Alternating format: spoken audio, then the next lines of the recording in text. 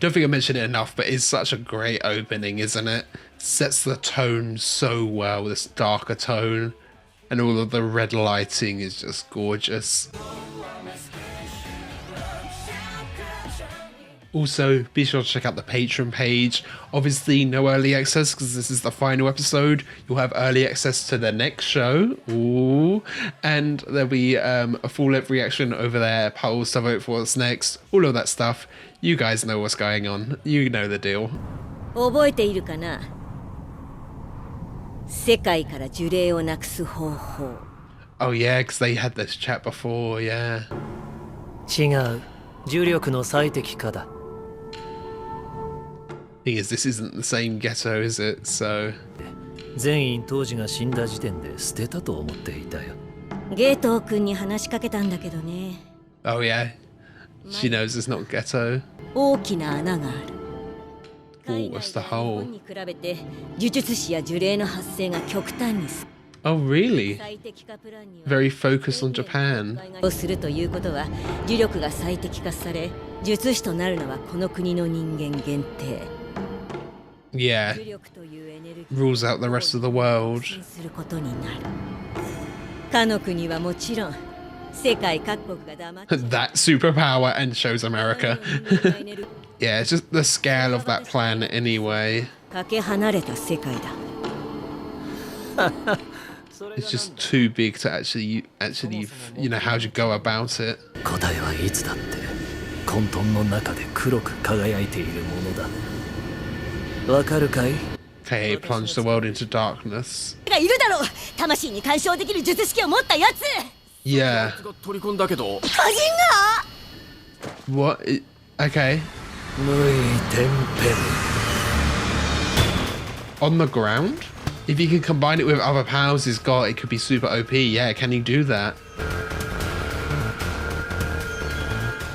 He's not just doing idle transfiguration on the whole area, is he? 気の精度は取り込んだ時点でその成長を止める。 Oh, so yeah, Misa became his true form. 情報も欲しかったけど、まあ仕方ないね。 So he befriends the powerful ones, so he can other people can weaken them. He can absorb them.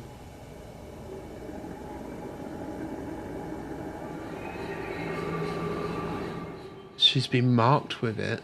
呪物を取り込ませたもの。吉野純平のように術式を所持しているが、の Brains were structured by like non-sorcerers. 呪物たちだ。千人の虎杖裕二が悪意を持って放たれたとでも思ってくれ。 He's just unleashed a bunch of things in the world. 力を与えただけで人々が殺し合いを始めるとでも？物事には順序が。 Okay, grant people power and then they abuse the power, yeah. ムカつくからみんなであいつボコロ。 Oh. Okay, she had to be using her power. 呪物は1000年前から私がコツコツ契約した術師たちの慣れの果てだ。だが Thousands of years of planning, yeah. これからの世界だよ。 Ooh. Oh yeah, idol transfiguration. Oh, the music.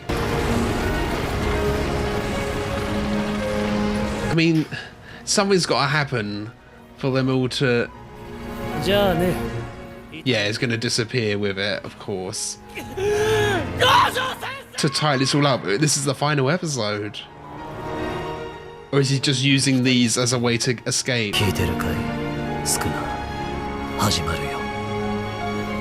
再び。 Yeah. Start of a new age. Oh, that's cool with the two eyes. Like a TV plug being pulled. Okay, we're just cutting away. じゃないの？でもずっとニュースこればっかりだよ。 It's just random people seeing how it's affecting them. 少なく見積もっても500万人の都民の疎開プランを組まねば。 Evacuate. Wow. Yeah, they don't know what's happening. 変電所の不具合なのか、それともテロ、あるいは Just how much does the world know about curses as well? Try to think back to season 1. Did you usually know what they were before? There's no way to explain this away, you know? 円安止まんね輸出する分にはいいんだっけ Oh yeah, affects the economy as well. 鑑定機能は大阪へ Oh, it looks like the hole's grown there, yeah. この規模で権力の真空、他国の軍事介入もありえます。 Oh yeah, Japan's weak, easy to be attacked. Do love some of the landscapes, the architecture. これがいつまで続くのか Oh. Oh. Could it be a cursed spirit doing this? 何なんだよおい That's the reporter gone.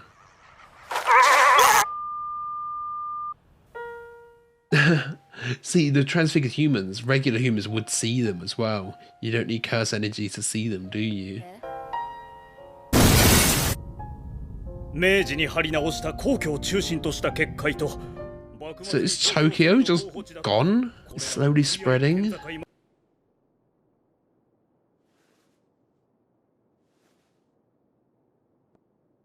We just cut away from everyone else as well. Are they just in here constantly fighting everything? Trying to hold them back? You're just calling as many reinforcements as you could, really, wouldn't you? お姉ちゃんも弟も先生も私に弟はいないよ Oh, she messed it up. Maybe someone will swoop in and save her? Oh wow, it really is like a... Yeah, someone swooped in there. Oh, nice! Now we finally have him, after last episode. ごめんね。 How's Africa been? びっくりした。 It's like an anglerfish in a way, isn't it? That's what I was trying to say.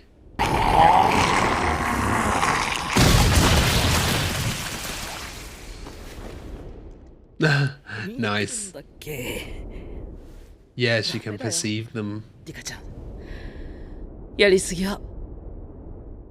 Rika's still about? すまん Okay. ここまで責任を持って送り届けるよ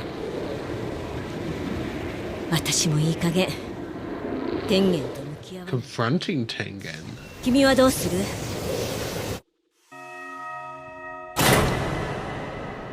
Was that her talking to Yuta? 彼は渋谷で犬巻くんの腕を落としました。虎杖裕二は Oh, really? します。 He's after Yuji. Wow. An accomplice. Really? What is Jujutsu Society doing? Okay.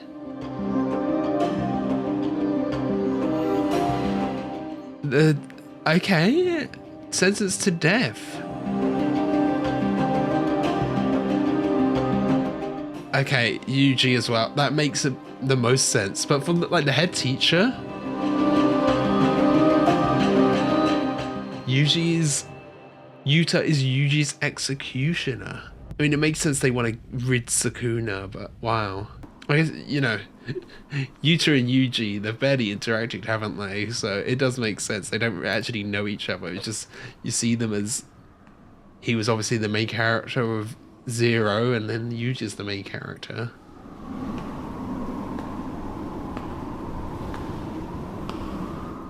And I know Yuta originally, for like the original concept, was the main character, so it's funny, it's like two main characters going up against each other. So is he just an outlaw now on the run? Ooh. This is what we had in the OP, isn't it? Him here on this bridge.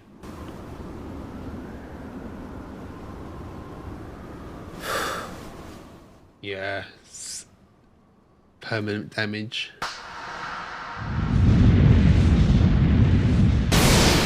That just attracts them all in so he can help take them out. Wow. Okay, so that was season 2, episode 23, the finale of Jujutsu Kaisen season 2. What a great season it's been. I've really loved the simplification of the art style this season, how that allows the animators to become even more expressive with what they do and go a bit crazier with everything. There's been some really great moments this season, some real highlights, especially Sukuna versus Mahoraga, and just plenty of amazingly animated moments. So this episode we have Geto Kenjaku release a ton of curses and transfigured humans and just going crazy over the whole of Tokyo. You know, it starts in Shibuya, but it's growing and growing, and it takes a second for you to realize the scale of it. So like Mihito was always part of his plan. Maybe it was always part of his plan for Yuji to help Mihito grow so he can harness some even more of that power. So he's released all of these curses, but then he's also powered up some regular humans. He had some seals, and you know, we see on Fushiguro's sister, we see she's got that marking on her forehead. That's the same marking that obviously we saw up in the sky when he did that.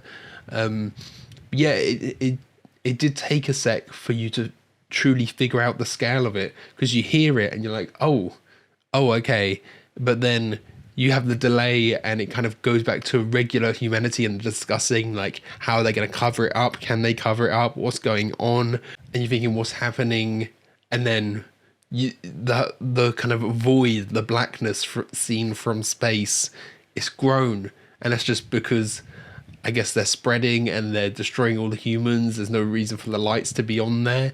So this void is just growing and growing, this kind of no-go area. And we're obviously seeing they're sending in Yuta to go sort it out. And we had Yuji in there at the end. He's in there as well, attracting the monsters to him. But yeah, there was just a bit of a delay in realizing just how big what was happening. And, you know, this arc is called the Shibuya incident. I always assumed it was what happened there, but maybe externally the Shibuya incident is what is actually happening now, and all of these being released and just going on their rampage. You know, I was kind of expecting this episode we'd wrap things up, they'd take care of Geto, or, you know, not kill him, but something would happen and he'd need to flee, and then we'll just deal with the consequence of all of that was destroyed because of Sukuna. But no, it's way bigger than that, and actually is much more somber, much more dark how they end it, and the damage Sukuna's caused is actually just a drop in the bucket compared to the damage that Kenjaku is causing here by proxy by summoning all of these. The thing is this now just like all eyes on Shibuya? Surely every sorcerer needs to be here to fight them off, to hold this growing void back. Surely that's what needs to happen. But if that is happening, does that not create a perfect distraction for Geto to go do something else? Go attack Tengen? I don't know if you'd want to do something with Tengen, but you know, there's an opportunity now with everyone focusing everything on this moment, you know? And then like at the end, yeah, some unexpected stuff. Yuta showing up was great to see, you know, waiting for him to show up for a while, and I thought he had for a split second at the previous episode, but now we fully see him here helping out this little girl, and he's, you know, obviously helping out, hunting things down, one of the strongest to have, especially like with his copy ability, and he's helping out. But then he says, yeah, I'm gonna kill Yuji, and Yuji actually has his bounty because Gojo isn't around to help protect him, to fight his side. They're going to blame him for everything that happens with Sukuna. Even if it's not Yuji's fault, they want to get rid of Sukuna's vessel. It makes complete sense. After seeing the destruction he's caused, they must get word of what Sukuna did here as well. Can't blame it entirely on Geto. So now Yuji is actually just on the run, which I wasn't expecting at all. So maybe we're going into a new arc of him being, you know, a lone wolf just out here on his own. Perhaps even you could have the case that some of the students, you know, we have Yuji hunting him down. Is anyone else hunting him down? Is anyone else actually helping protect him and are going against this kind of Jujutsu society. I could imagine some of the other people, you know, helping him out. I was surprised, you know, they're calling Gojo an accomplice. I don't think he obviously isn't, but that's how they're viewing it. And they're, you know, outlawing going to help him escape from the prison realm, which I was surprised by as well. But I do wonder if any of that is just these higher ups jealous of the power vacuum, want to take advantage of the power vacuum. You know, it's not like they're acting completely without, you know, it's not like they're acting without their own interests at mind as well. Perhaps that could be part of it too. And then we had like the head teacher having the death sentence as well, which was surprising, because how was he roped into all of that? I don't see how they can, you know, assign blame to him in any way. Like, he got Geto and Gojo together in a way. I don't know, that they just were at the school at the same time and he put them on missions together. I can't see how that relates really. But yeah, then you have Yuta is hunting down Yuji. Is Rika about? Because he, like, obviously we saw the we saw it get hit, we saw the curse get hit, and then he says, Rika, be careful. Is Rika back? Rika, or is he just like talking metaphorically to her spirit, you know, in a way? But obviously, where did that physical attack come from? So what's going on there? Because I thought Rika was gone. And I think, you know, Yuta hunting Yuji down, I feel like if those two went up against each other, it's going to be Yuta who would win that, I'd think, just based on like pure physical ability. And Yuta's got a bit of vendetta as well. I think like physical ability, Yuta would win. There could be a case where Yuji can get in his head, talk to him somehow, but Yuta's got this kind of vendetta against him because I guess Inumaki lost his arm against Sukuna. I'm assuming that's because of Sukuna's domain, you know, all of the slicing and dicing that he did there. Inumaki's arm got caught up in that. Maybe he was right on the edge of where it happened.